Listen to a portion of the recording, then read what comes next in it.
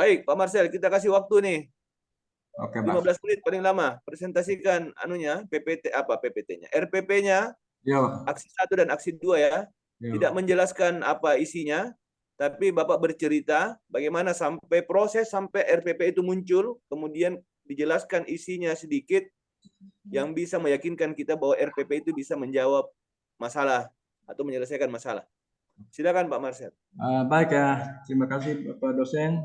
Assalamualaikum warahmatullahi wabarakatuh. Selamat siang.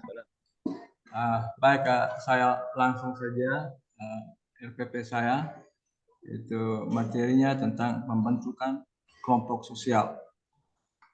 K1, menghayati dan mengamalkan ajaran agama yang dianut dengan menunjukkan perilaku jujur, disiplin, tanggung jawab, peduli, gotong royong, kerjasama, toleran, damai, santun, responsif, dan proaktif sebagai bagian dari solusi atas berbagai permasalahan dalam berinteraksi secara efektif dengan lingkungan sosial dan alam, serta dalam menempatkan diri sebagai cerminan bangsa dalam pergaulan dunia.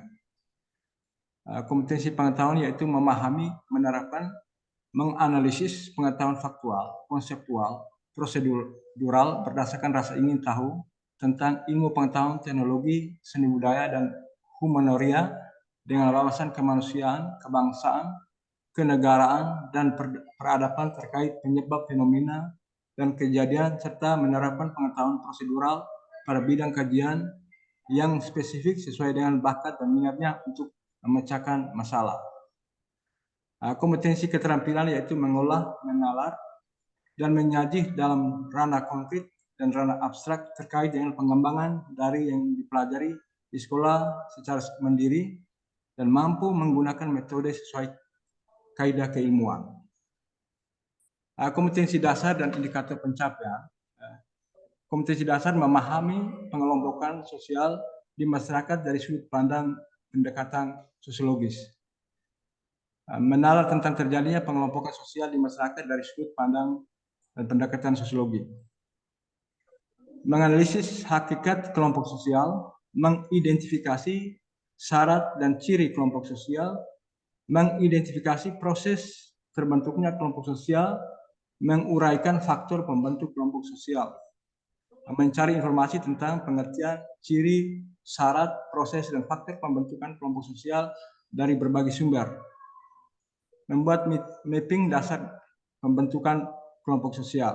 Tujuan pembelajaran di sini yaitu melalui kegiatan pembelajaran dengan menggunakan pendekatan saintifik dan model kooperatif tipe learning together, sehingga peserta didik mampu mendeskripsikan dan menggali informasi dari literatur, mendiskusikan serta mencari jawaban dari permasalahan tentang dasar-dasar pembentukan kelompok sosial dengan rasa ingin tahu, tanggung jawab, serta mampu berkomunikasi dan bekerja sama dengan baik sehingga mandiri dalam memposisikan diri dalam pergaulan sosial di masyarakat dan meningkatkan motivasi belajar peserta didik. Jadi di RPP ini saya gabung untuk dua pertemuan. Materi pembelajaran yang pertama itu hakikat kelompok sosial, yang kedua syarat dan ciri kelompok sosial.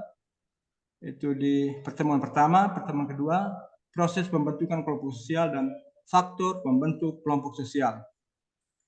Pendekatan saintifik, model pembelajaran kooperatif tipe learning together. Metode itu tanya jawab, penguasaan diskusi kelompok, dan presentasi. Ya, ini LKPD-nya, ada linknya. Langkah-langkah pertama awal, mengawali pembelajaran mandiri, memberi salam, berdoa, dan menunjukkan puji syukur kepada Tuhan Yang Maha Esa. Mengkondisikan suasana belajar yang menyenangkan, mengecek kehadiran peserta didik sebagai sikap disiplin, mengaitkan kegiatan pembelajaran yang sudah dilakukan dengan kompetensi akan dipelajari tentang materi dasar dan pembentukan kelompok sosial, menyampaikan kompetensi yang akan dicapai dan manfaatnya dalam kehidupan sehari-hari berkaitan dengan materi dasar dan pembentukan kelompok sosial, menyampaikan tujuan pembelajaran dan garis besar cakupan materi dasar-dasar pembentukan kelompok sosial, menyampaikan metode pembelajaran dan teknik penilaian yang akan digunakan saat membahas materi dasar-dasar pembentukan kelompok sosial, menjelaskan mekanisme pelaksanaan belajar sesuai dengan langkah-langkah pembelajaran. Di kegiatan inti fase pertama, peserta didik diberi motivasi atau rangsangan untuk memusatkan perhatian pada materi dasar dan pembentukan kelompok sosial dengan mengamati gambar ya kelompok sosial. Nah, yang kedua, peserta didik diberikan pertanyaan tentang materi dasar pembentukan kelompok sosial. Misalnya, apa yang bisa kalian pelajari dari video tersebut? Apa yang melatar belakangi manusia sebagai hidup berkelompok? Sebagai contoh kelompok sosial yang ada di sekitarmu. Fase kedua, menyajikan informasi dan konsep permasalahan dan penugasan yang akan dikerjakan peserta didik. Guru menyajikan dasar-dasar kelompok sosial melalui media PPT berkaitan dengan submateri, yaitu pengertian kelompok sosial, ciri dan syarat kelompok sosial, proses pembentukan kelompok sosial, faktor pembentukan kelompok sosial. Peserta didik menyampaikan kembali informasi yang diperoleh dari PPT tersebut yang mengkomunikasikan. Guru dan peserta didik mengidentifikasi hal yang dibahas dalam materi dasar-dasar pembentukan kelompok sosial. Fase ketiga, mengorganisasi peserta didik ke dalam kelompok-kelompok belajar. Peserta didik dibagi menjadi 4 kelompok. Di sini bisa di kelas saya biasanya 20 orang dibagi 5 orang ya. Dan berikut, guru membagikan LKPD pada masing-masing kelompok yang di dalamnya ada penugasan membuat mid mapping. Guru menjelaskan prosedur penugasan yang akan dilakukan. Secara berkelompok, peserta didik mendiskusikan dalam memahami tugas yang akan dikerjakan di LKS berkaitan materi dasar pembentukan kelompok sosial. Peserta didik diberi kesempatan untuk bertanya jawab apabila masih ada yang belum mengerti. Fase keempat, tiap kelompok mengidentifikasi jawaban dalam bentuk peta pikiran atau mid mapping.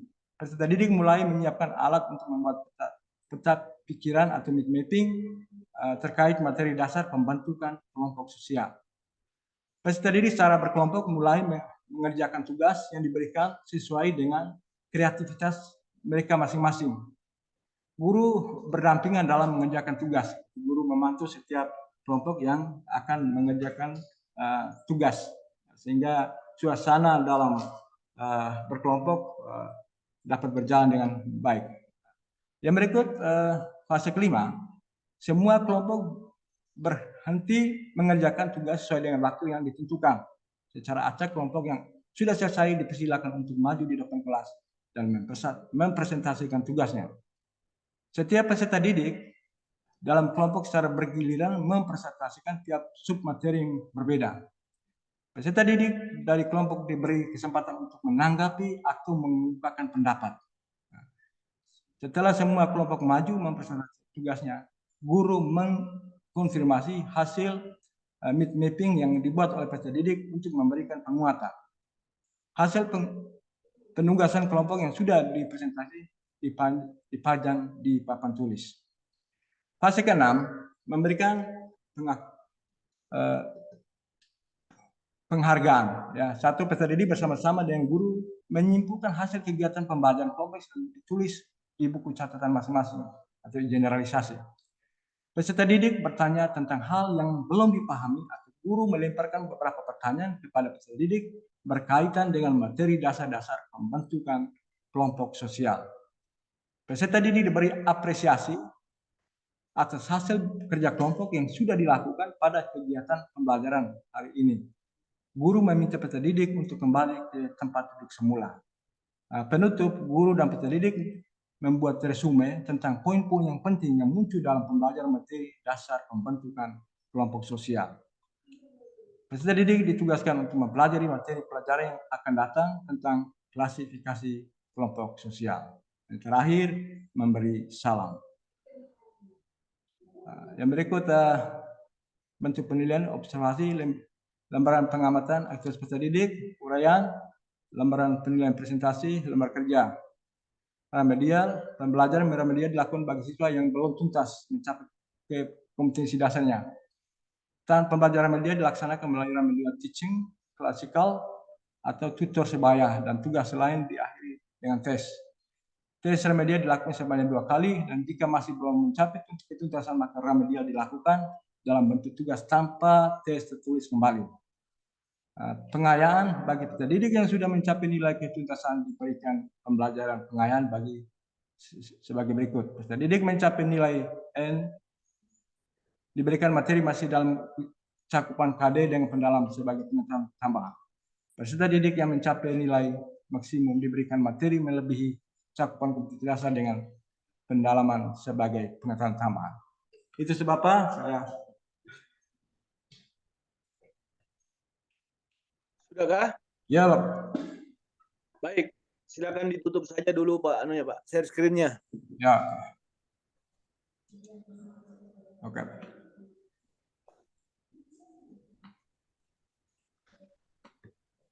Baik Pak Marcel ya. Tadi mungkin Pak Haji saya duluan ini mengambil waktu. Ya, Bapak. Saya minta izin sama Pak Dr. Haji Rashid. Saya dulu yang bertanya ini Pak Haji.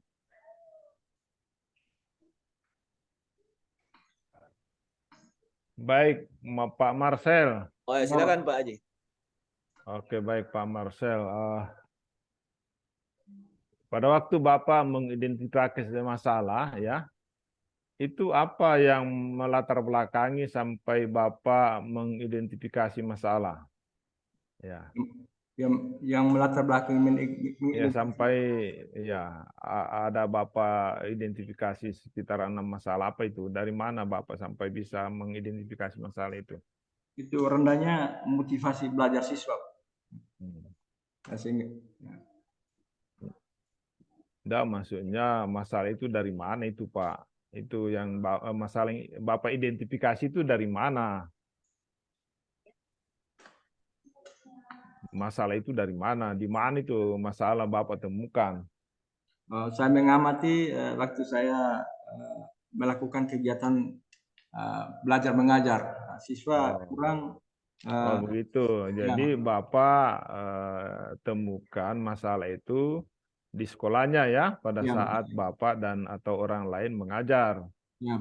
Nah, jadi hasil observasi Bapak ya di sekolahnya gitu ya. Lalu kemudian Bapak mengidentifikasi kurang lebih 6 jenis masalah kan?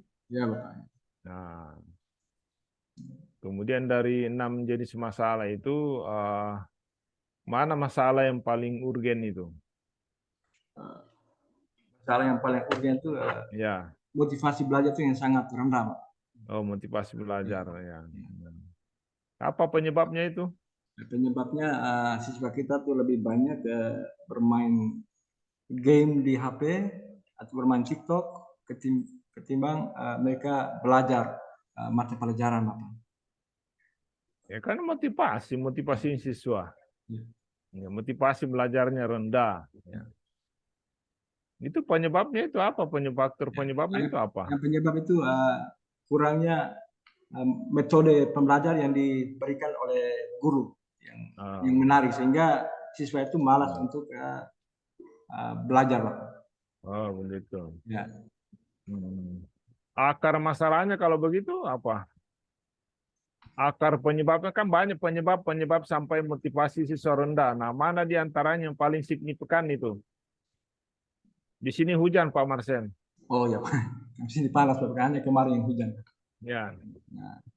Apa akar masalahnya itu, Pak Martin? Pak Marcelius.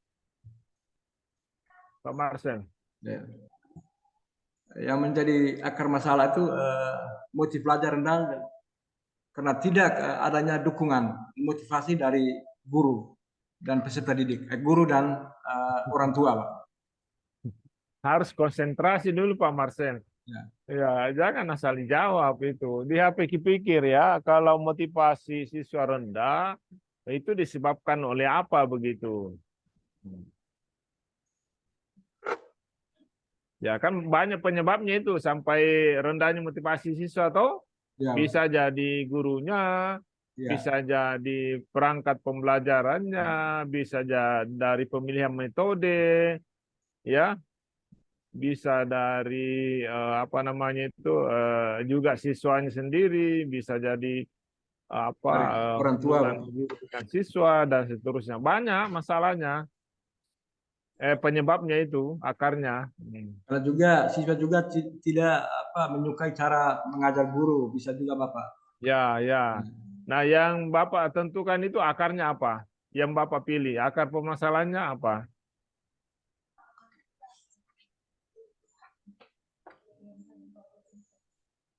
Yang kemarin-kemarin saja ya Bapak sampaikan. Apa akar permasalahannya itu? Kalau motivasi siswa rendah,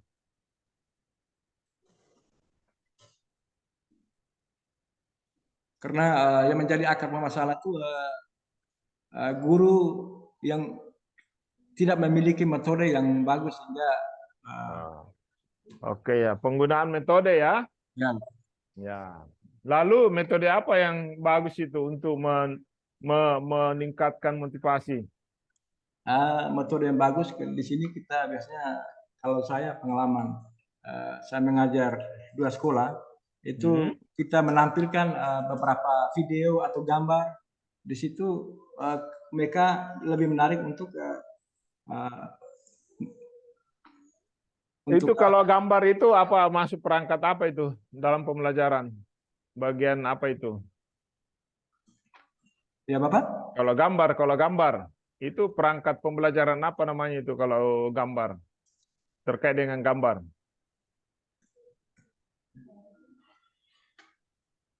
Tahu itu perangkat pembelajaran ada berapa? Perangkat pembelajaran ada berapa Pak Marcel? Ya Bapak. Perangkat pembelajaran ada berapa? Ada 2 Bapak. Kenapa hanya 2? Teori mana itu Pak Marcel itu? Lalu mengurangi itu perangkat pembelajaran cuma 2. Coba disebutkan mana itu yang 2 itu?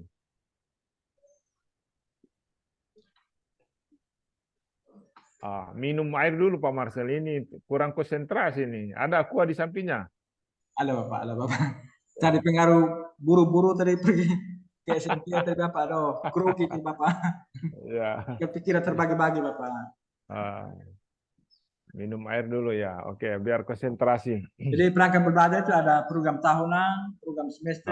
Itu bukan perangkat pembelajaran, itu terdiri dari RPP, bahan ajar, LKPD, media, dan penilaian, Ya, instrumen format penilaian. penilaian. Nah, itu perangkat pembelajaran itu ada 5 itu. Ya. Oke, tadi kan Bapak sudah menayangkan RPP-nya gitu ya. Ya.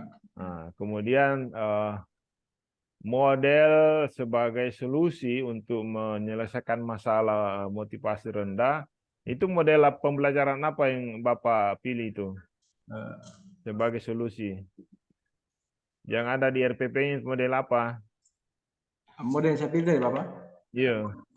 Cooperative People Learning Together Bapak. Oh, cooperative learning together. Ya. Oke. Nah, Bapak tahu itu apa namanya? Ada ada HOTS. Bapak tahu itu HOTS? HOTS tahu Bapak? Ya. Ya. Apa itu HOTS? HOTS itu apa? High Order Thinking Skill. Oh iya.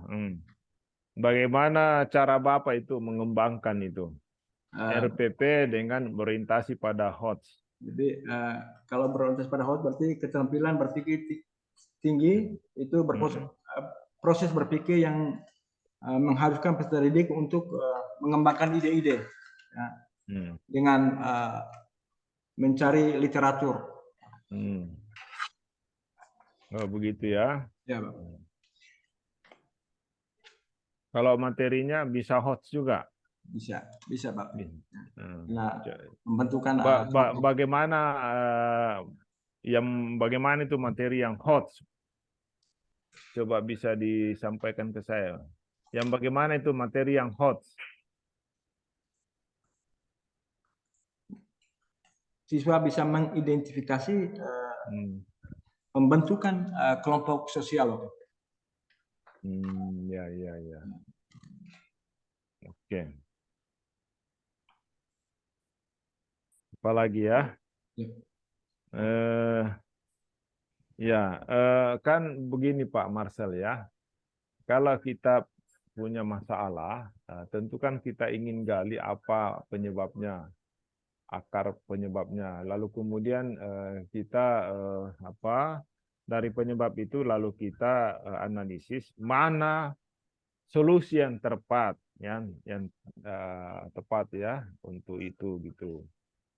Nah, ini tentu kita ingin melakukan eksplorasi ya. Kita menjejaki dulu ya berbagai pendapat, literatur apa segala, hasil penelitian agar supaya yang kita pilih sebagai solusi itu betul-betul memang tepat untuk bisa mengatasi masalah itu. Apakah itu Bapak lakukan pada saat ingin menentukan solusi? Ya, Pak Marcel, apa Bapak lakukan seperti itu ya? Menjejaki dulu literatur, lakukan wawancara dan seterusnya. Apa Bapak lakukan seperti itu? Ya, lakukan Bapak. Lakukan ya. Ya. Oke.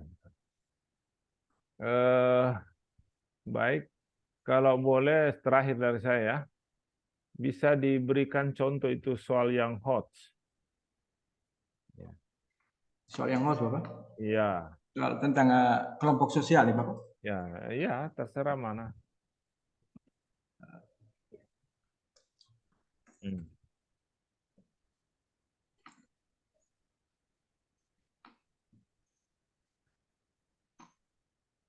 Atau kalau soal yang sulit itu, soal hot itu yang sulit, Pak. Iya Bapak, yang sulit. Memacu siswa untuk berpikir. Semua soal yang sulit adalah soal yang hot itu. Iya Bapak, ya. Jadi kalau saya tanya Pak Marcel siapa apa namanya kakeknya Jokowi, Pak Marcel tahu. Apa itu sulit? Sulit toh? Kalau dia hanya menyebutkan tidak terlalu sulit. Siapa nama kakek Jokowi? Sulit toh? Ya, sulit itu Bapak. Tapi apa itu hot itu? Ya Bapak? Apakah itu hot itu? Kan sulit menurut Pak Marcel. Siapa nama kakek Jokowi? Sulit kan? Ya. Nah, tapi apakah itu soal hot? Contoh soal hot? Atau tidak? Bukan. Oke. Ya, bukan ya. Ya, bukan Bapak. Jadi soal yang hot itu adalah soal yang tidak langsung dijawab oleh siswa, tetapi dia harus berpikir, dia harus menganalisis, dia harus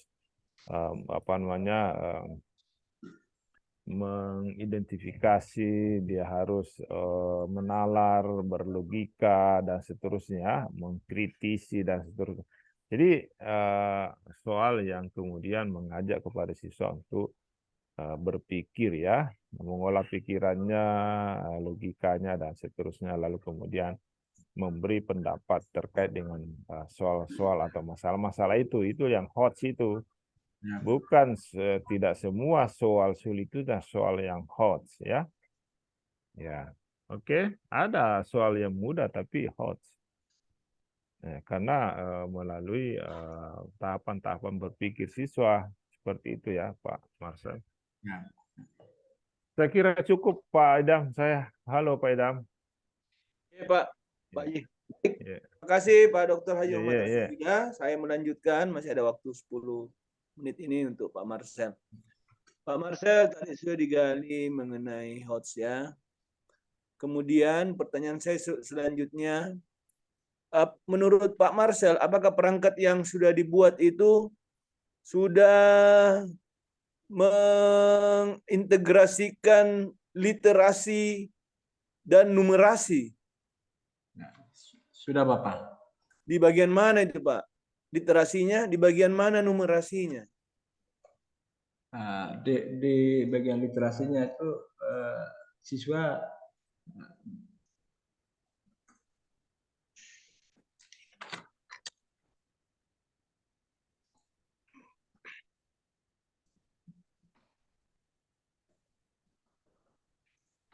siswa bisa mengidentifikasikan bentuk-bentuk kelompok sosial, Pak. Ya. Gimana? Siswa bisa mengidentifikasi bentuk-bentuk kelompok sosial. Apa itu yang dimaksud dengan literasi, Pak? Literasi itu membaca, Bapak. Membaca. Nah, di mana di situ prosesnya itu di RPP Bapak itu? Di tahapan mana itu ada terlihat itu bahwa literasi itu terintegrasi?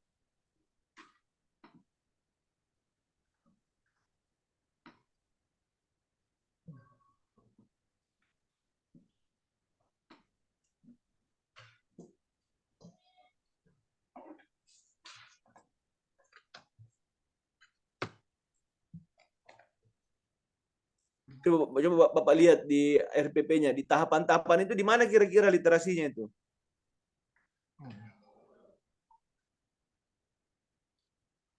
Jadi literasi itu artinya kita mendorong peserta didik untuk mengikuti kegiatan pembelajaran, misalnya dengan menciptakan kelas yang berisikan atau bermacam materi yang sudah dibagikan pada mereka. Artinya bahan pembelajaran yang dicetak seperti buku, grafik, poster, Bapak. Kalau numerasinya di mana, Pak?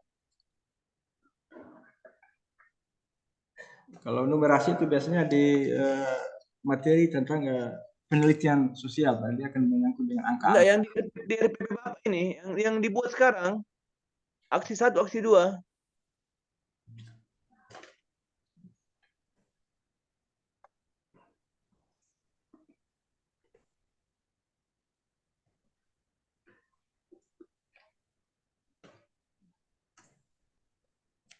Aksi 1, aksi 2 ini, Pak. Di RPP yang dibuat, yang ditanyakan, bukan di... Kan Bapak tidak mengangkat subtema penelitian sosial. Oh, saya mengambil tentang faktor pembentukan kelompok sosial, Pak. Iya, di mana numerasinya di dalam itu?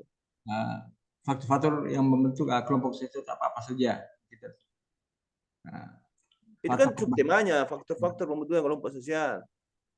Di dalam tahapan pembelajaran, di bagian mana itu ada tergambar atau terintegrasi itu numerasi. Misalnya ciri-ciri daripada kelompok sosial apa saja, begitu Bapak. Apa yang dimaksud dengan numerasi? Apa yang dimaksud dengan literasi numerasi?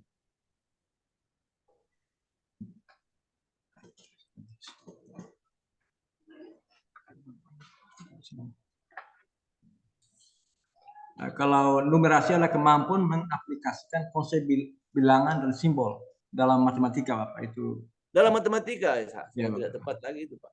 Ya, numerasi.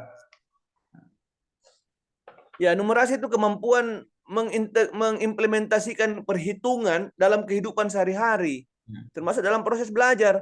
Sebenarnya numerasinya itu sudah tergambar dalam RPP Bapak dari semua tahapan. Ya, termasuk numerasi perhitungan waktu. Pembukaan 10 menit ketika Bapak bisa melaksanakan tepat waktu, itu Bapak sudah membelajarkan numerasi kepada anak. Ya, ada pembagian kelompok di dalam 1, 2, 3, 4, 5, itu bagian dari numerasi. Ketika anak kemudian memanfaatkan waktu untuk berdiskusi sekian menit tepat waktu, dia sudah kita melatih dia untuk memanfaatkan angka dalam kehidupan, dalam proses belajar. Ya. Baik. Kemudian apa yang dimaksud dengan TPEC? TPEC, Bapak? Ya. TPACK. Kalau wah, Bapak guru profesional ini, Bapak mau jadi guru profesional, Pak.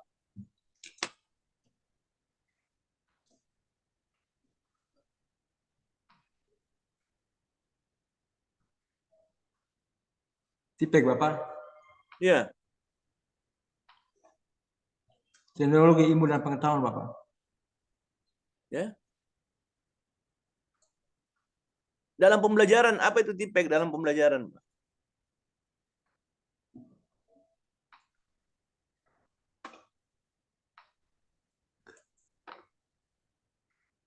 Sebenarnya kan dalam proses belajar kita berminggu-minggu ini sudah dibahas selama ini. Cuman mungkin Bapak kurang menyimak. Sudah berulang kali diberikan penjelasan. Yang diujikan juga ini kan terkait proses kita selama ini, Pak, bukan dari di luar dari itu. Ya, oke. Dari pengaruh buruk-buruk agar kita grogi berlari dari sekolah saat ini ke SMP tadi Bapak. Pokoknya Sebenarnya kan begini, dalam proses PPG ini kan Bapak sudah mendapatkan surat tugas ya? Ada surat tugas? ada Bapak. Tidak tadi Dibebaskan dari proses belajar mengajar kan? tidak, betul tadi saya punya laptop kan jebol, ada saya lari ke SMP Bapak. Yang pas kedua itu jebol. Saya lari ke SMP, saya punya pakai komputer Bapak. Ya, apa mungkin dengan Bapak tidak mengetahui TPEC?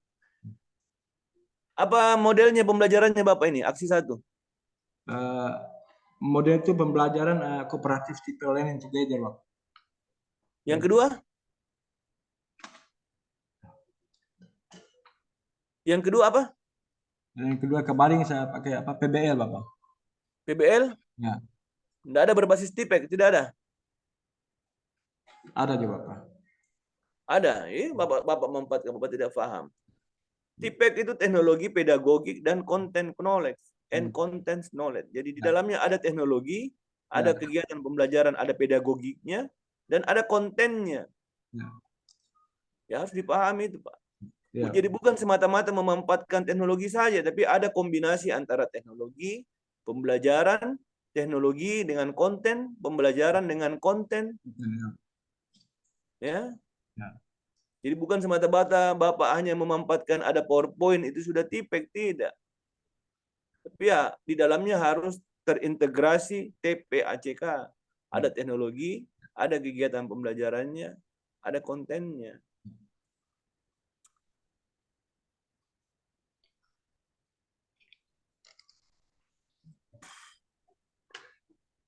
Ya, saya berharap ke depan jika Bapak dinyatakan masih bisa lanjut ini, itu bisa fokus, Pak. Kalau perlu Bapak berkorban, tinggalkan kampung halaman, pergi di kota yang bagus sinyalnya, karena ini untuk masa depan Bapak. Ya, kesempatannya tidak datang 2 kali, Pak. Belum tentu Bapak tidak lulus sekarang bisa dipanggil lagi. Ya, jadi manfaatkan, sudah ada surat tugas, tinggalkan dulu sekolah. Ya, menantikan 16 tahun, Bapak. Hah? Oh, menantikan 16 tahun, Bapak. 16 tahun saya sebagai guru honor, Bapak, saya di madrasah. Itulah, makanya manfaatkan kesempatan ini, Pak. Jangan disia-siakan. Ketika Bapak dikasih kesempatan untuk belajar, manfaatkan untuk belajar. Ya, kalau sebentar saya tidak mengajar 3 bulan sesuai izin di. Ya, tinggalkan dulu kampung, cari kota yang bagus sinyalnya. Karena kalau masalah sinyal itu terus dijadikan alasan, ya Bapak tertinggal terus itu nanti. Ya, negara akan membayar Bapak sebagai guru profesional dengan gaji juga profesional. Jadi tunjukkan bahwa Bapak guru profesional. Saya kira cukup dari saya, Pak Haji Rashid Ridha. Pak Haji, sudah jam 12 lewat. Sudah lebih 30 menit yang dimanfaatkan waktu untuk Pak Marcel. Pak Dr. Haji Rashid Ridha, mungkin Pak Haji lagi sholat.